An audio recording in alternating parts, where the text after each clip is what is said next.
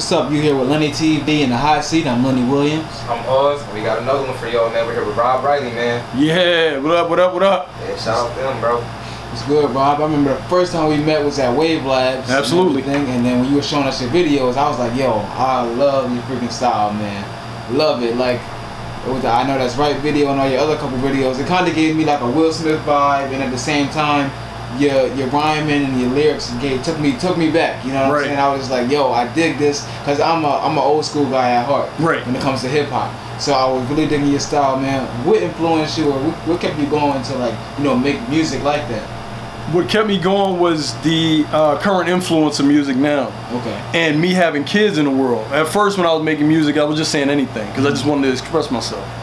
But now I have kids. I have a 10-year-old and a 3-year-old. So now I got to make music, and I got to be conscious of what they listening to, what they like, what they hearing. So when I make music, I try to pen it as though they're my harshest critics. I usually say I am, but my kids are now, because they listen to everything. Dad, that's whack. Dad, that's corny. Dad, that's this. They paying attention more than ever. So I definitely want to have something in there for them.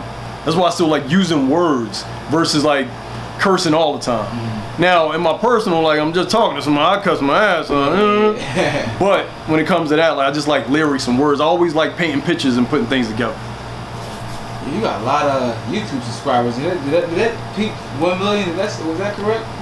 That, I don't know. I gotta really check the analytics, and sometimes it'll be them bots and stuff too. So I ain't gonna brag on that. I want to, but I ain't gonna. You know what I mean? I was like, man, you doing it big out here. So you were born and raised in Philly? Yeah, born and raised in Philly. Okay. People think I'm from somewhere else because of the tone of my voice and how it carries, but I guess that's because my pop is from down south, so those roots kind of just carry over.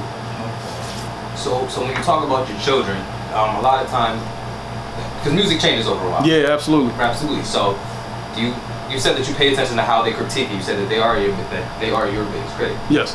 Do you allow that to play a role in how you change your music? Like, say if you have a song laid down and you play for them, and they say, "Dad, this is whack," or so and so. Like, you come back and you try to tweak it just to get it to fit our. Absolutely, absolutely, because they're like, in a time, like, a lot of the music doesn't have lyrics. It's just feelings and quote unquote vibes. So if they actually paying attention to what I'm saying, and they can decipher the shit that I'm saying, then that makes sense to change it and you know, adjust it accordingly.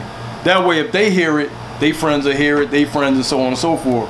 And it's not the weird, like, oh, my dad rap guys, like, kind of listen to this, kind of don't. Nah, they actually listen and paying attention, so I want to actually change it for them. You know what I mean? When did the writing process start for you? Ooh, well, we going back. That's early. That was maybe when I was in, I know it was elementary school, and I started off with like short stories, and then I wanted to make them, like, well, not making, but writing poems. Poetry was kind of cool because it had like different elements of like literature and shit like that, and I like writing all the time anyway. So, like, you know what?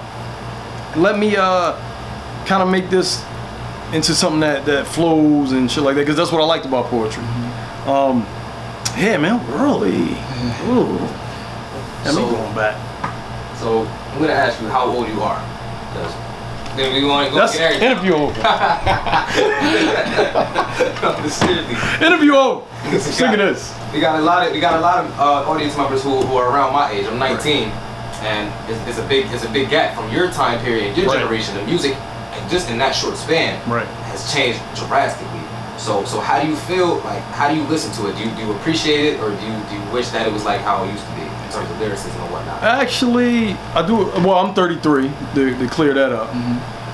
But actually, I appreciate it all, because it's something in them creatively that pulls those lyrics and whatever lyrics they have, the lyrics and that music out of them. So it's all creative to me. So I appreciate it all. Because then again, if I don't hear that stuff now, I'm not staying current.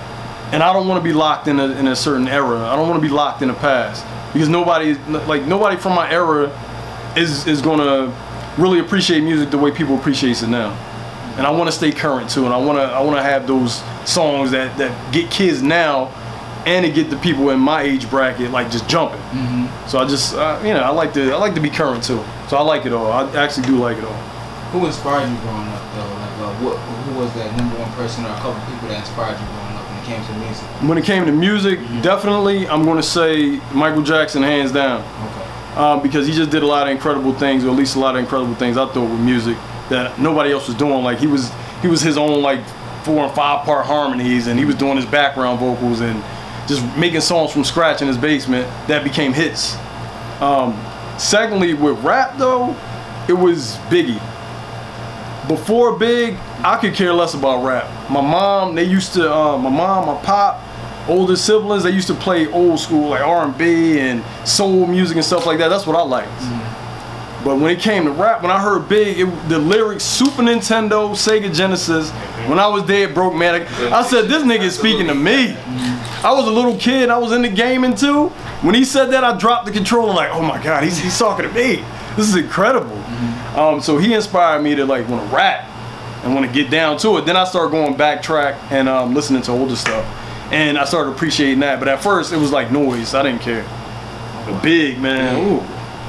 Definitely a legend right there. Yeah. Definitely a legend. And you know what? You know what's crazy? I wish though, like me, I appreciate history. Now I'm okay with the present. I'm fine with appreciating the art of what's going on now. But at the same time, if I'm in a field, I'm going to appreciate who came before me. Right. When you see interviews of these young guys today, they say well, I don't pay attention to them, or what they was doing was probably whack or something like that. Does that somehow like offend you, or like what's going on?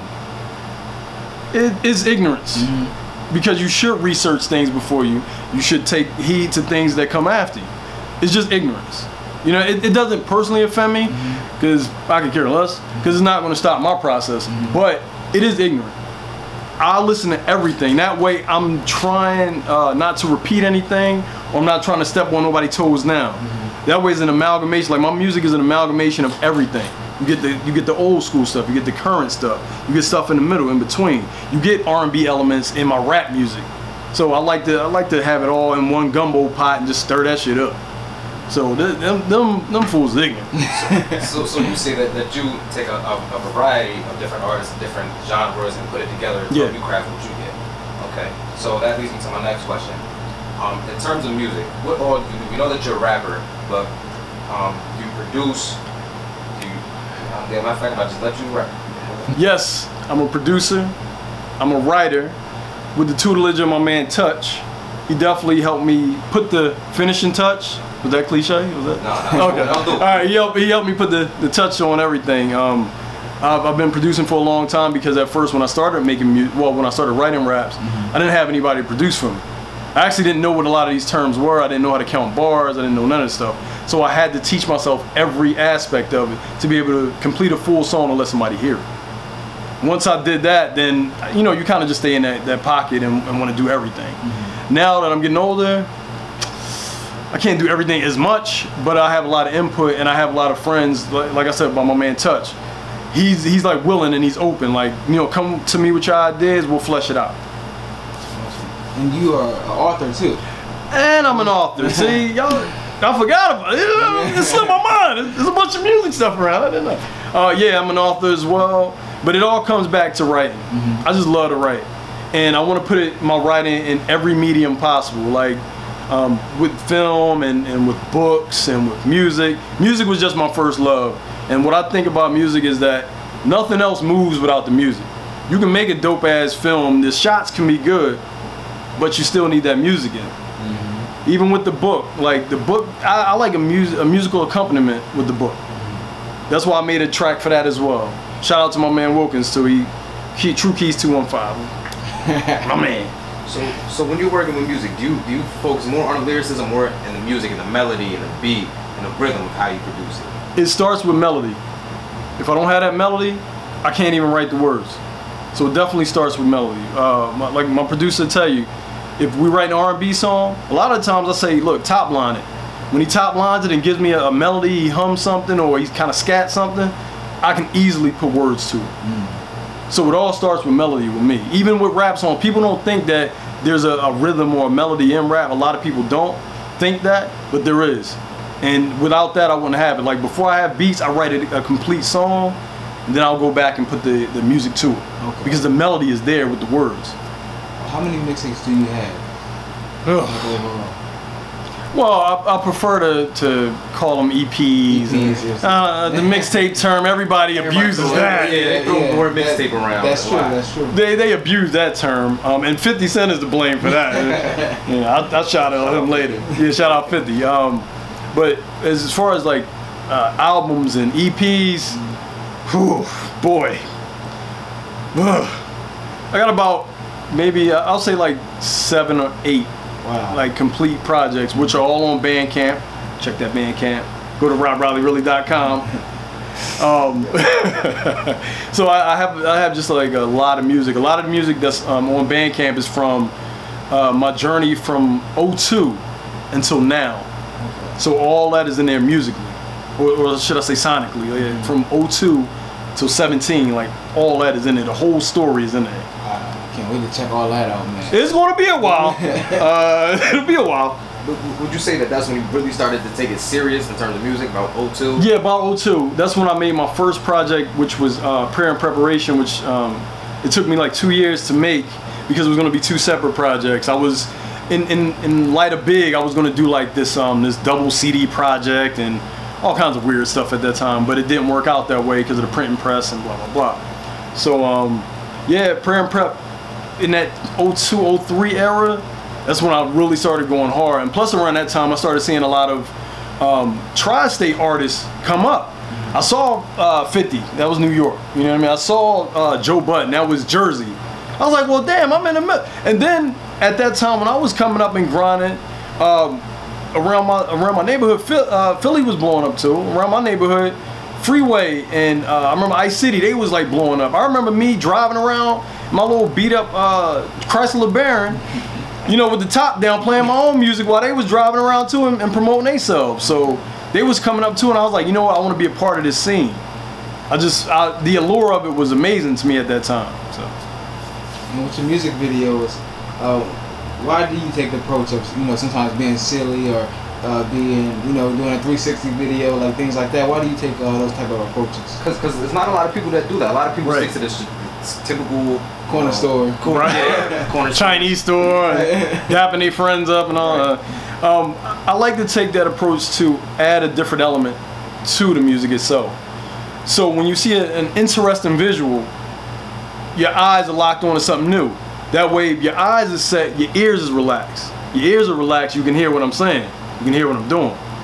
It makes sense to me to give you something else visually versus just a static image or something average. If I do give you something average, it's going to be presented a different way, like with the 360 video. It's a normal, I'm in a hoodie, I'm in a t-shirt, I'm around used tires and shit. But being as I'm around that, you can see that too as you pan with your phone or whatever device you have, tablet, whatever. You can pan around and see the stuff that I'm seeing at the same time. So it adds an interesting visual element to the music that's already underneath. Out of your 7 overall EPs and albums, which one is your favorite? None of them.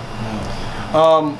And I say that because, not to be cliche either, I say that because I always think of the next thing. I'm 3 steps ahead every album that I drop.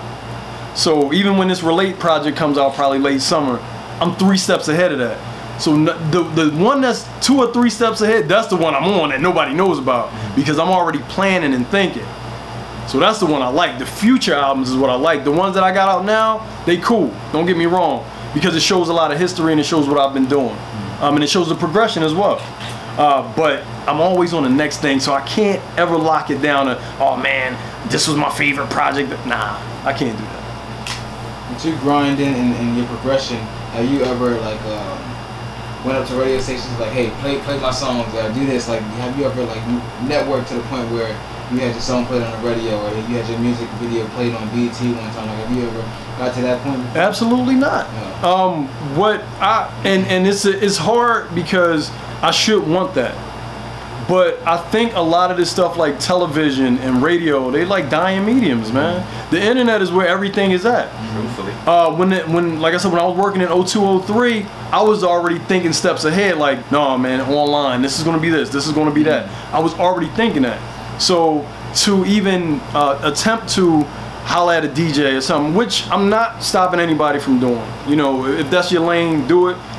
But the internet has given me more than me just trying to knock at somebody's door and put my tapes in their hands or my songs in their hands. It'll be great exposure, but the internet is for everybody. Everybody has the internet. My music has gotten places where radio stations, they don't have radio, they don't have TVs. But when I see the analytics come back from the music and where it's spinning, I'm like, really? But that's because of the internet. That's the advent of the internet putting me out there.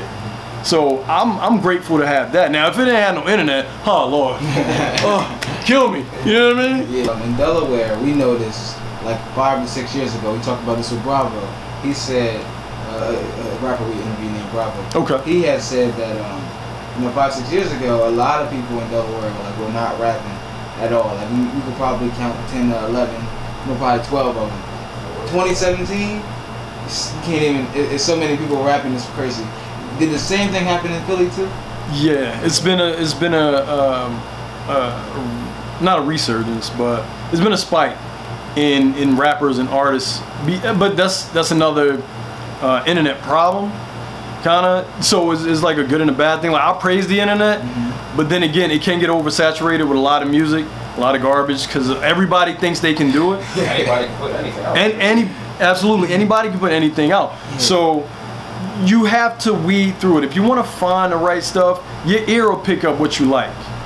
Everything isn't for everybody, and I learned that the hard way making music and making films and stuff like that. Everything isn't for everybody. So I don't get mad at that.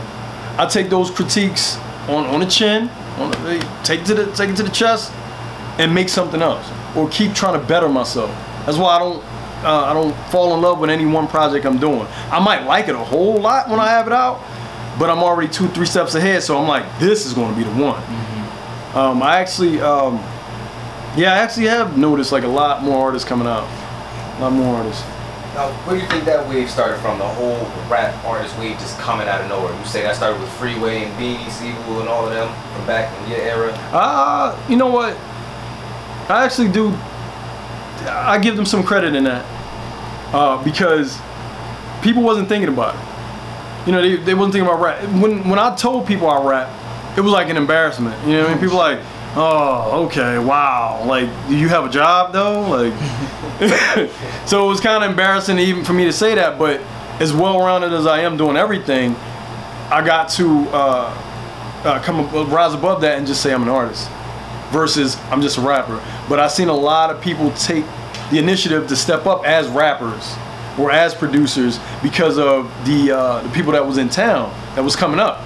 So people figure, you know what? I'm from South Philly. Bean's from South Philly. If I make this beat, he might hear it. He might put me on. Everybody's just trying to get on, man. And what I believe in is putting yourself on. I made my company. I bought the LLC. I paid for that. You know what I mean? So I made my stuff to where I put myself on. I love that line where I believe it was Jay who said, if you put me on, put yourself on then. Put yourself on. Stop waiting for people. Stop knocking at these doors. Make your own damn door. Build your own goddamn house. Like, come up yourself. That's why people, I think, for the most part, respect what I'm doing. You know what I mean? Because like everybody doesn't really necessarily like all the music that I put out, and that's great. That's fine because I want people to be opinionated, have their own mind when it comes to that. But as far as like me waiting for someone, man, I'll be dead and gone by the time somebody really see what the hell I'm doing. Because I got so much in my head and so much that I want to put out, I can't stop at one door. When I go to those people, I've had these meetings. I've had about 3 industry meetings. And they just wanted to limit what I was doing. A lot of people wanted to take what I had already presented to them and change it around just to say they had a piece in it so they can get the money from it. I didn't like that. So I said, you know what, y'all keep that. It would have probably got me and my family out of where we was at the time. But as a man, as a businessman, from learning from my father, from creating his own business, I couldn't be that dummy to say, oh, this ain't for me. No, I'm gonna knock on somebody else's door. That's why even with kids, like when I put my my book out, it's a children's book. I like to just go around on like a book tour and teach kids, hey, get the money. It doesn't have to necessarily be the job or working for somebody. Get the money, make sure it's legal, and do it for you. So I want to ask you this: do you put more pride, more of yourself into the money that's being made, or staying true and making sure that you have your foundation to say that I built this, you know, I can call this mine. Do you follow the money, or do you follow, you know, your desires, being able to say that you are a made man? It's the desire and it's the passion that keeps me going, because around 2012, 2013, I stopped everything cold, because I was just thinking like, oh, the money's not coming in fast enough. How am I going to make this a career? How am I going to do this? How am I going to pay this light bill? How am I going to do this? And that depression started sinking in, and it forced me not to do anything. But I turned it around, like, you know what? I actually love doing this. And that's what got me back grinding, back making music, back writing, because I just love doing it. The money would come.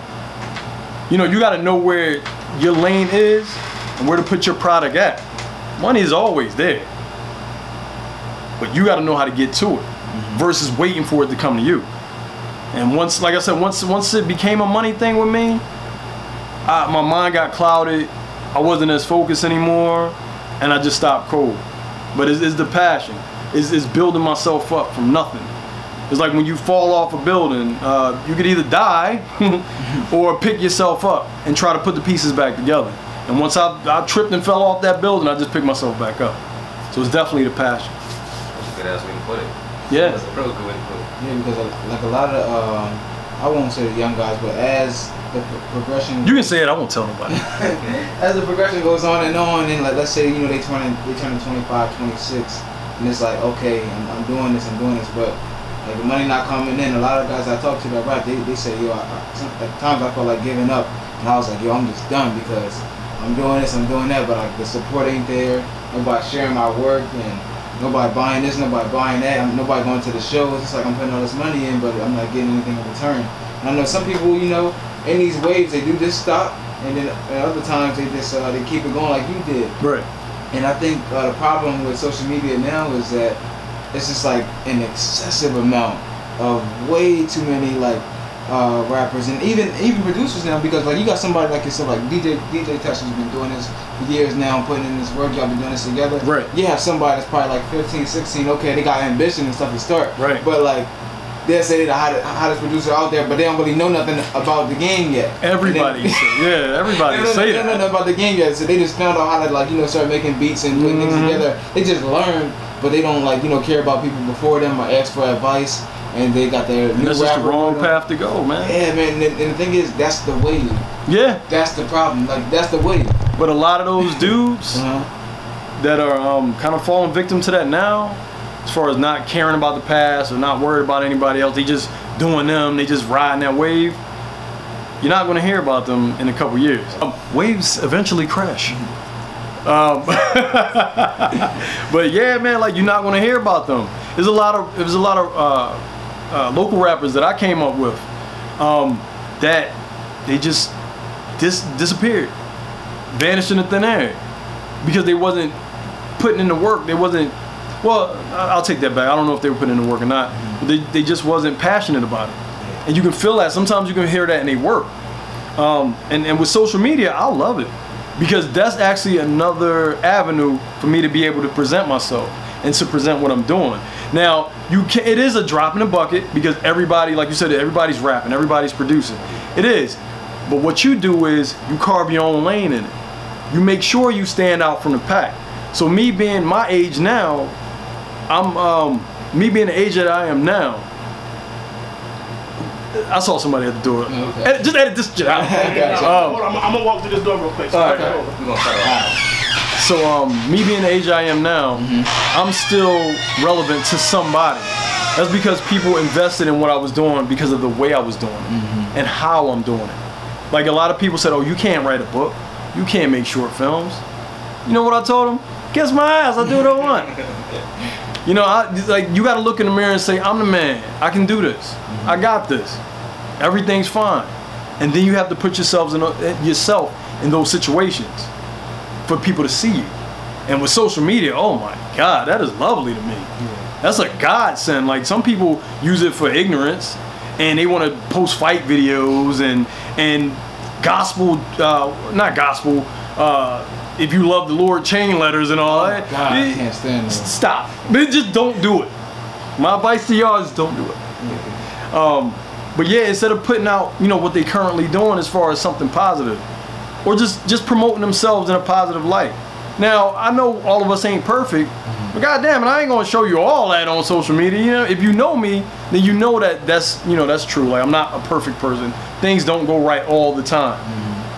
But I'm gonna show you all the highlights first before I let you see the deleted scenes.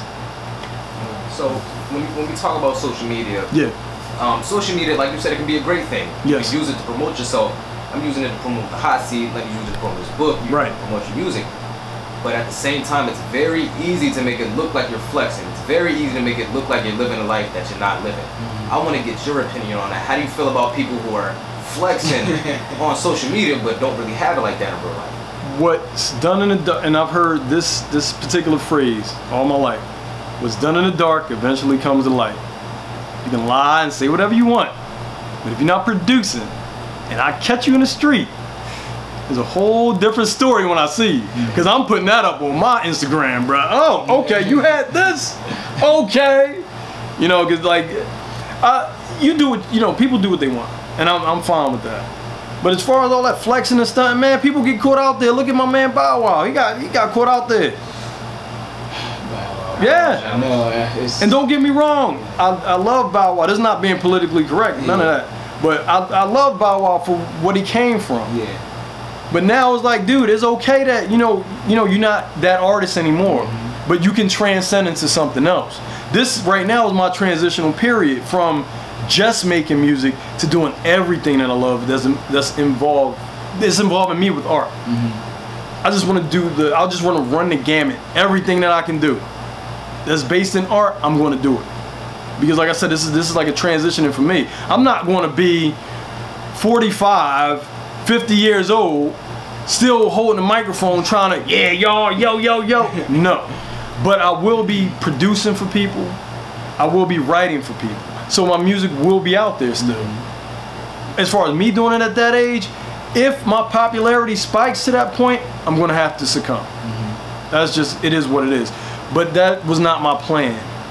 You know, that was not the plan for me. It was to put myself out there in a light where, oh hey, he can do this, maybe I can do this. And if those people need help, come to me. I'll help you out. I don't hold any secrets.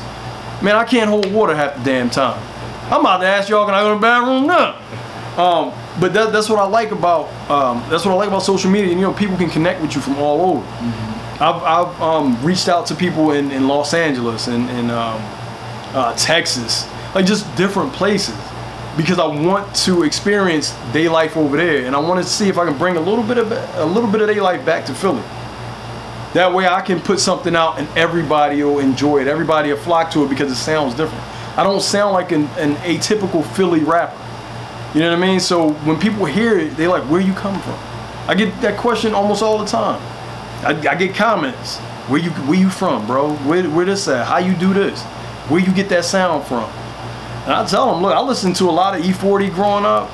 You know, I listened to a lot of West Coast, a lot of South music, period, to kind of just give myself, like, to open myself up, pretty much. Well, I honestly did think you were from California or something at first when I met you. It's because of my tan. Yeah. That you were from California or something, man. And going back to that the wave thing, when he had brought up, do you think it was it Freeway or Beanie that kind of started the whole thing? In my opinion, I think it's when Meek had picked up like Lil Snoop and stuff like that, and because Lil Snoop was like 18, a lot of kids, because I don't think I'm Lil Snoop's age, yeah, like I was 18 at the time, he was 18. Okay. So I remember the kids in my grade, some of them was like, yo, Meek picked up Lil Snoop. Right. They wanted to be where Meek was at, because you know, around Philly and then the Delaware area, everybody would like, especially my generation, they was influenced by Meek. Right. They wanted to be that next Lil Snoop. Right. So they all started just rapping and trying to get put on, because they wanted a handout. That's the thing. They wanted to get put on by Meek, not put on. They didn't want to put themselves in. Absolutely. Crazy. And that's where that disconnect comes from me.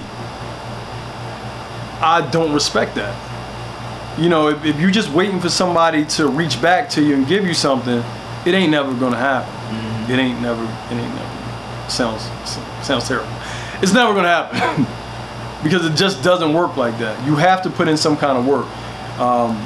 in order to even present yourself to somebody else. That's why, like, with labels and stuff like that, everybody's like, oh, why don't you try to get signed, or why don't you try to do this? Why don't you try it? I don't care about it. Because guess what? When you sign to somebody, you can split your money in half from there. So whatever little money you were making, nah, you got to give that away.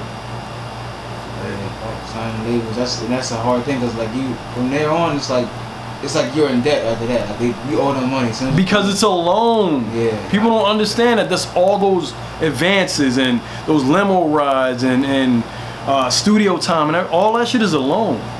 When you put that album out and that shit flop, you won't understand what that loan was about, because they want all that back. All that house and stuff that they put you up in. Nah, bro. You ain't sell X amount of copies. You got to roll. And then your split sheets and shit is all crazy. All your money is going everywhere, and your intellectual property is gone. A lot of these artists don't even own a name. You know how disrespectful that is to me, like a person that makes art? They don't own a name. You gotta start rapping or start singing or doing something else as somebody else, because you don't own that. When a label gives you an advance, they taking your rights away from you. People want to still get signed, that's fine. I'm gonna put myself on so I retain 100% of everything I put out. Everything. When people, with the book, I was going to go through Amazon at first. When I saw that they took a 60-40 split in their favor, yeah, they do that. You gotta make them right deals. My heart dropped. You're the one writing it. You put your creativity. This is my intellectual property, and why should I willingly give more of a percentage to somebody I don't know because of their platform? Don't get me wrong, I'm all with collaborations, as y'all can see from being on LennyTV. But I'm all with collaborations. It's just that you can't take from me what I've put in on. This stuff comes from deep. Every book I write, every movie I film, every song that I write and produce and put out, this shit comes from deep on the inside, man. It's not no, okay, I'm cool with just giving somebody. If somebody came in and helped work on it, I'm cool with giving them their percentage. Always cool with that, because I want everybody to have their credit. I want everybody to know where they stand with me. You know, I don't want people like, oh, he's shady, you know, he doing business wrong. No, everybody gets their credit. But I'll be damned if I give, I made something 100% completely, I'll be damned if I give somebody 10, 20, 30, 40, 50, 60% of my shit. Yeah. Those distribution deals are crazy.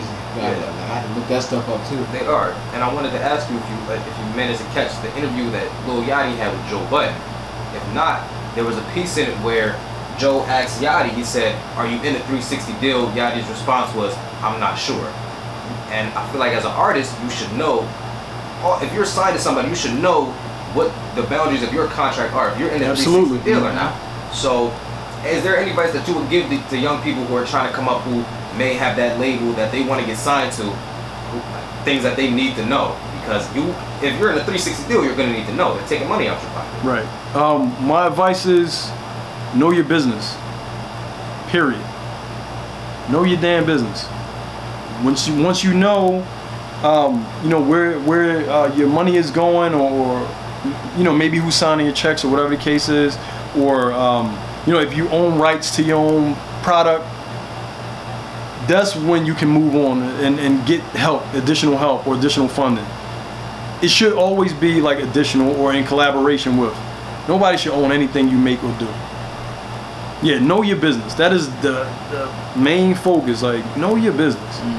Because if you don't, people will rape you every which way, man. Everybody just wants to make noise. Everybody wants to be heard or wants to be seen. Those days for me are over. I'm tired of being heard and seen. Don't take that the wrong way. Y'all can still listen to all the records that I got out, buy all the books, do all the good things. But like, I'm not in it just for that.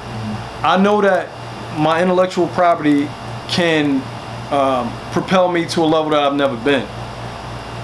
So I stopped being safe and just started putting everything out. I've been toying around with this book idea for years. I just was like, I don't know. I can't write a book. I can't do this. But that was me inviting other people's fear into what I was doing. Because everybody was like, oh, you make rap songs, you shouldn't even deal with like writing a book. Or don't worry about, let somebody else shoot the videos for you. Don't worry about that. My most creative moments are when I do it myself.